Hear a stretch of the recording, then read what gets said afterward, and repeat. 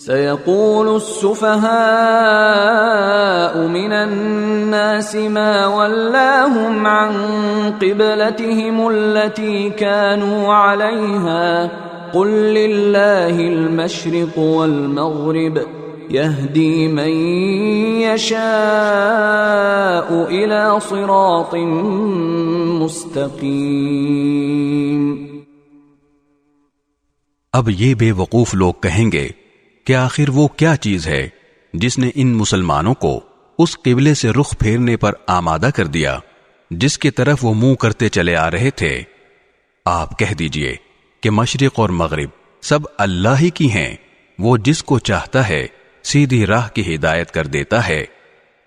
وَكَذَلِكَ جَعَلْنَاكُمْ أُمَّةً وَسَطًا لِتَكُونُوا شُهَدَاءَ عَلَى النَّاسِ وَيَكُونَ الرَّسُولُ عَلَيْكُمْ شَهِيدًا وَمَا جَعَلْنَا الْقِبْلَةَ الَّتِي كُنْتَ عَلَيْهَا إِلَّا لِنَعْلَمَ مَنْ يَتَّبِعُ الرَّسُولَ مِمَّنْ ينقلب على عقبيه وإن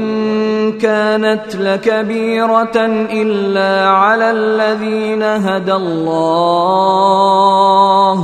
وما كان الله ليضيع إيمانكم إن الله بالناس لرؤوف رحيم۔ اور مسلمانوں، اسی طرح تو ہم نے تم کو ایک معتدل امت بنایا ہے